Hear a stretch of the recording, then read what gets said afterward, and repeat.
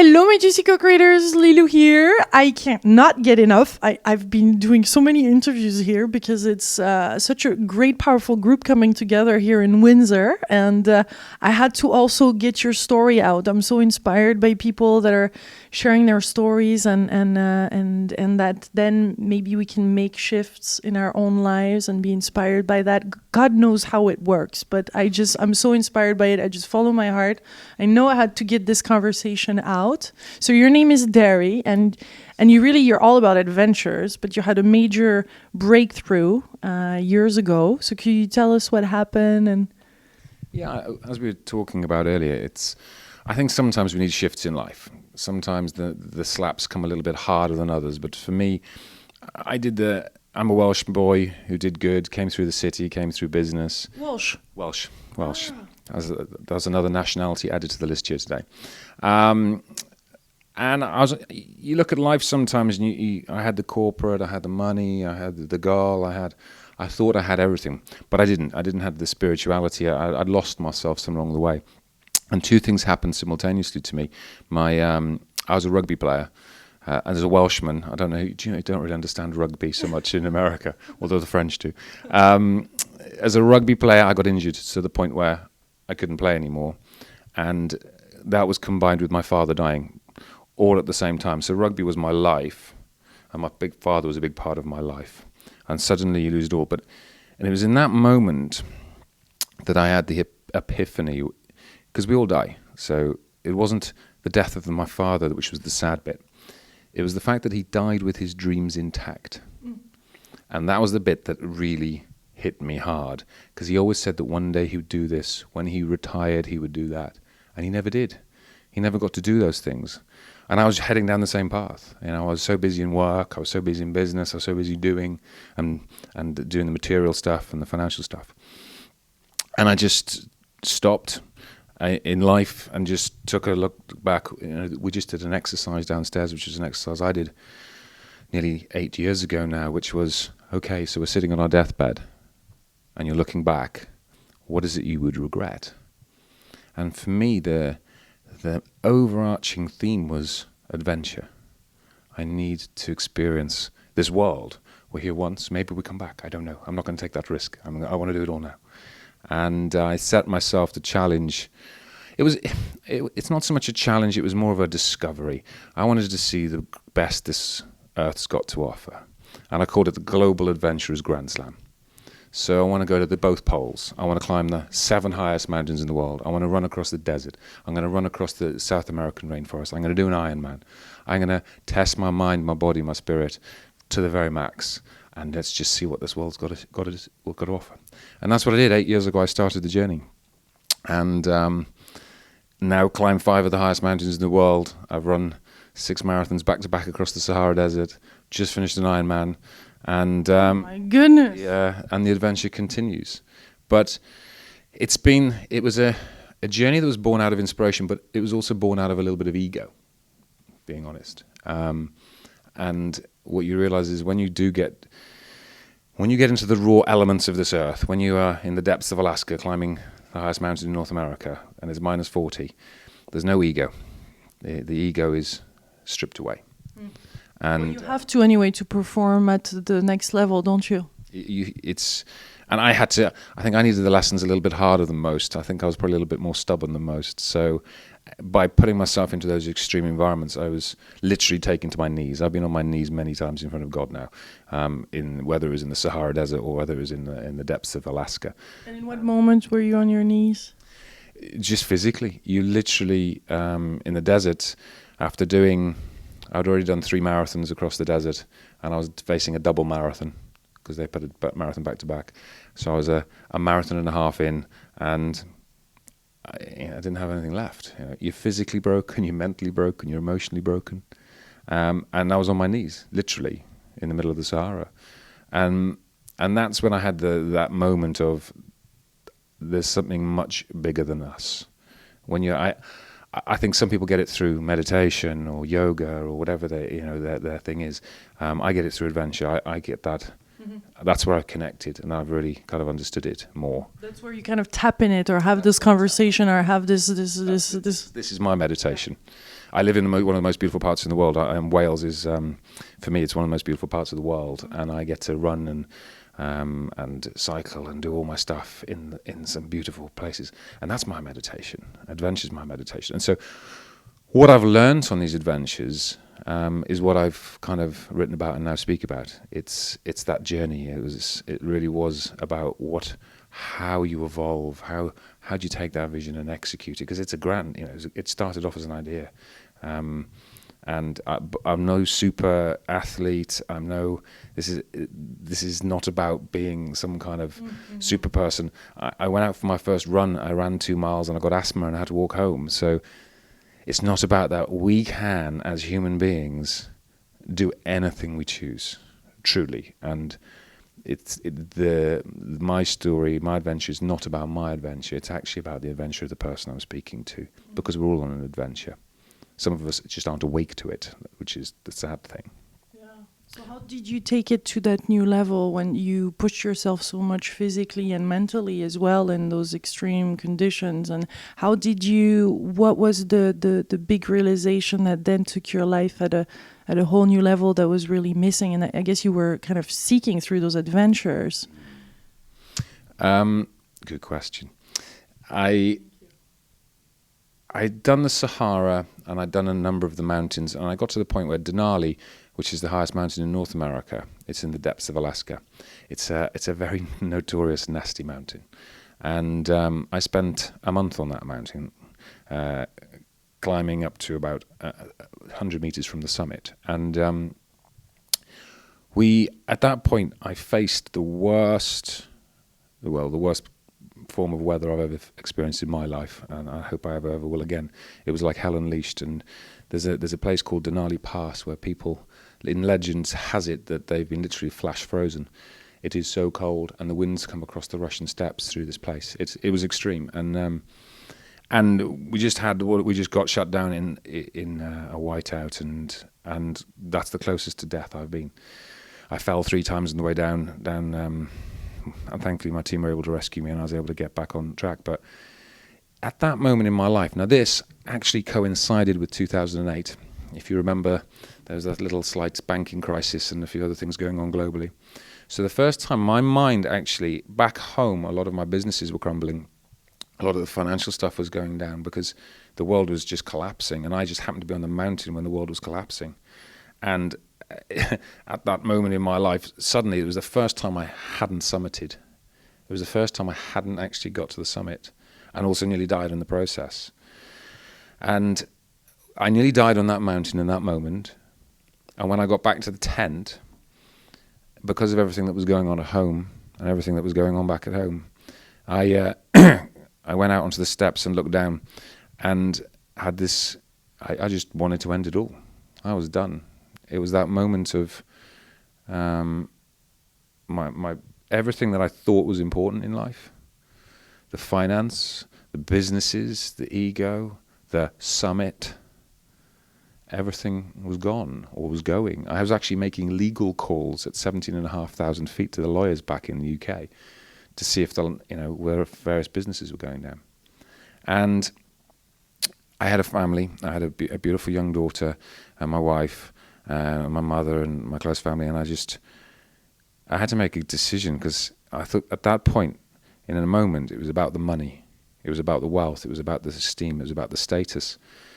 And I looked down I think it must be a 3,000 meter drop, and just thought, I just need to make one step, and I could be all over, because my life was insured so highly that if I'd have made that step, then my family would have been looked after. And it was that shift in a moment, and I had the boot over the mountain. I could have made that step, and the only thing that brought me back was my daughter, and the fact that she wouldn't ever know what Daddy'd done, or what Daddy believed in, or what Daddy thought, and that's why I wrote the book. I wrote the book for her, and she was the one who brought me back. And from that moment, that's where everything shifted for me. That's where everything shifted back to service. How can I serve? How can I add value? How can I leave a legacy? And that's my whole mantra now is and which is why I encourage everybody to do. It's to live fully, to love fully, and to leave a legacy whilst you're here, because life's too short. What's the name of your book? Life's Great Adventure. And it wasn't meant to be published. It's a very personal tale where I've taken every chapter as an adventure, but every chapter is what I've learnt in life by doing these adventures, and it was guided to my daughters so if anything happens to me, they know what Daddy stood for. They know what Daddy did, and they know what Daddy believed. And I wrote the book and just happened to have a friend who was a publisher, and she encouraged me to get it published. But because sharing this, obviously suicide, bad word, and this took a big shift for me to be able to share this openly in public. And there's a couple of other elements of the book in the desert when I talk to God, and on the highest points of Aconcagua, where I had another spiritual experience. They were only meant for my daughters. They weren't meant for the public world. And it was my publisher had to encourage me to be able to get this out and to be able to share this, to serve more fully. And it's in those moments of pure authenticity, pure stripping out all the rest and just being ourselves, that's when we all bond and unite and recognize each other. Yeah, absolutely. And for me, it's been a humbling experience ever since, because the number of people who have read the book, and now I'm speaking and sharing these stories. The number of people I was speaking 2 weeks ago in a summit, and just a group of 40 leaders. And I shared openly various points, one of being, that moment of that choice of whether or not you end it or not, and the reasons why not. And 3 people came up to me afterwards in private and thanked me because they were going through that decision in their life right now. And I come from Wales, and as I've already alluded to, as a passionate Welshman. But I know there's been 3 people from my community of my age in Wales who have committed suicide in the last 5 years. That I knew.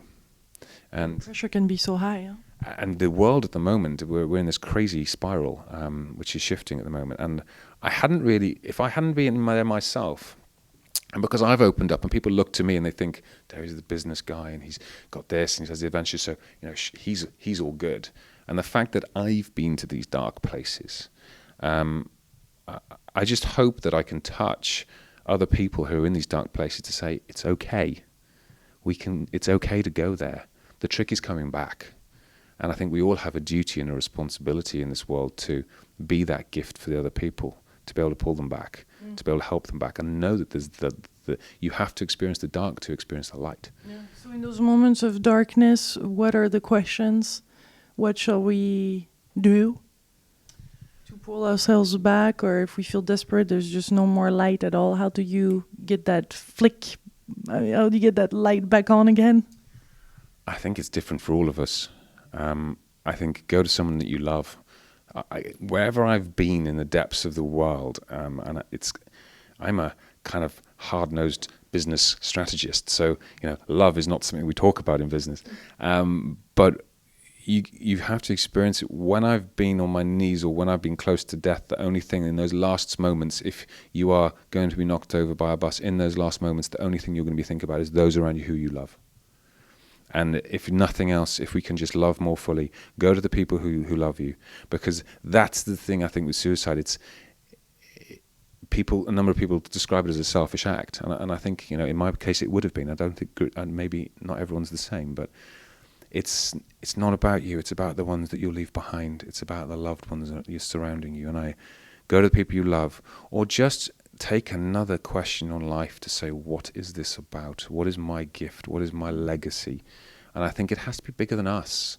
My legacy is way bigger than me. I have no idea where it's taking me, and that's part of the magic, But how about if there is a pile of lies that are so big that even your family is into those lies, and you just want to jump off that building because it's just so much. You just don't know. You're afraid to disappoint others. You're afraid to disappoint your whole family.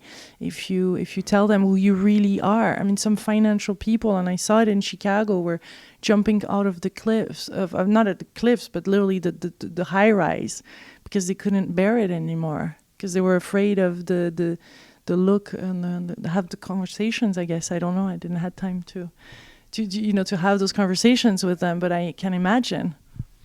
Yeah, and particularly if you look at the trend, I really believe, and it was certainly true for me, that if you look at the trends of the people who are doing that, the people who are jumping off buildings and stuff, there's quite a heavy finance relation to that in a lot of cases.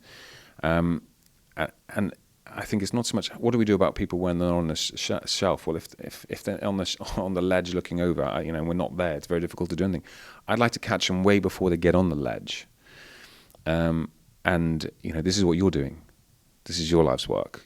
All those people you're talking to, all these inspirational people. It's our purpose. It's our purpose of every individual on this planet to be able to be that gift, to be that inspiration, to try to enlighten people, waking people up before they get on the ledge. Share the story of that moment where you decided not to go that route, but you decided to go towards the light. So then if we are able to share more openly, because we just don't talk about, suicide's not talked about. And if we talk about it more, because I think people are on the ledge thinking, I am the only person that's thinking like this, so the only way out is down there. And yet, I thought that I didn't share it openly. It's not something you talk about in business. It was very difficult for me to put it out there. But then when I did, and I had this overwhelming response from people going, I've been there too. Oh my God, thank you for sharing. I thought it was just me. I thought that I was a freak. I thought that I was bad or evil or didn't have a purpose in life. And I just think, wow, how many people out there are facing these things? But because none of us talk about it, then how are we supposed to know? Then we think we're separate, different. Nobody can think like us, that we're alone. Yeah. When it's not the case. Not the case. And, your whole community here shows that that's not the case. Yeah. And every time it's like, oh, thank you. And I'm sure you'll receive all those emails because it always, it's a ripple of feedback where you just, people are just so grateful for hearing a story that they can, and it's just at the perfect moment. Like, how can you time all this? Aren't you quite amazed as well by the timeliness of everything and how this whole universe kind of conspires? And puts us as work when we start letting go of this rigid, solid way of acting and being in those rigid goals. Is when we surrender. Yeah, absolutely. And I think this is the goals. That goals. I talk about it in the book. I kind of have a whole chapter around goals, but then I caveat it with it's not about the goals. And I had to learn that myself. And my mentor gave me a great gift on this. He said, it's not about what you want in life. It's about what you deserve.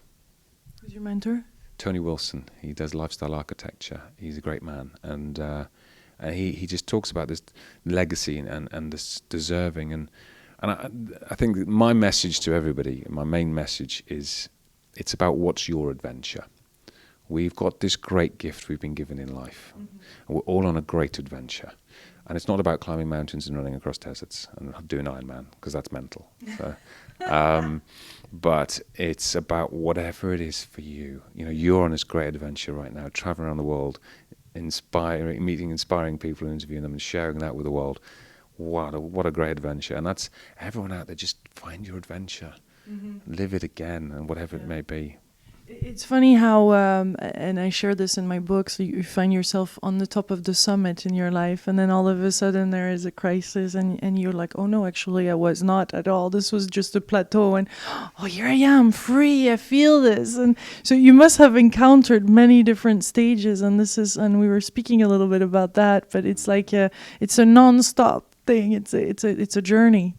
It is, and I know it's a cliche, and people talk about life's the journey, not the destination. But I think mountaineering really teaches you that in hard terms, because on a mountain like Aconcagua, which is in South America, it's the highest peak in South America, you're on that mountain for about 3 to 4 weeks.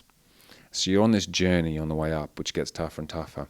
And you're on the summit for about 2 minutes. So if life was really about the goals, for a whole month on a mountain to be about for 2 minutes, then I think we've really missed the point of what life's all about. And so now I go to these places. Yes, I want to go to the pole, and yes, I want to climb Everest in 2014. If I get to the summit, great. If not, I'm just going to have a great adventure whilst I'm there. And I think I'm beyond the goals now. I'm beyond the summits, which has been from an ego point of view, it was a hard thing to give up. But I think we can reach it, even though because we were so taught that you need to have the summit in mind so that you will have the stamina, or you will have what it takes to reach it, and you have to visualize it and all of that. But you're not about that anymore at all. I was the biggest guilty merchant of that throughout my life, but not anymore. It's not about that anymore. It's about the feeling the summit gives you. And the final chapter of my book wraps this up, where I finally got the lesson, because I didn't summit in the final chapter because I didn't need to, because I had the feeling beyond the feeling of summit further down the mountain. And I think that's life. I think I kind of hold the bigger feeling that I'm looking for. So I'm always seeking the feeling.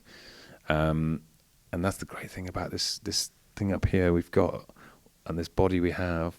We can feel it now. Imagination.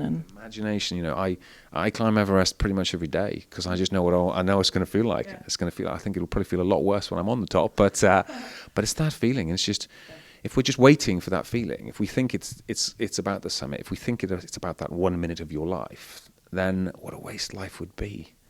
That just doesn't make sense now to me. So it's about every single minute, and I try to orchestrate my life now.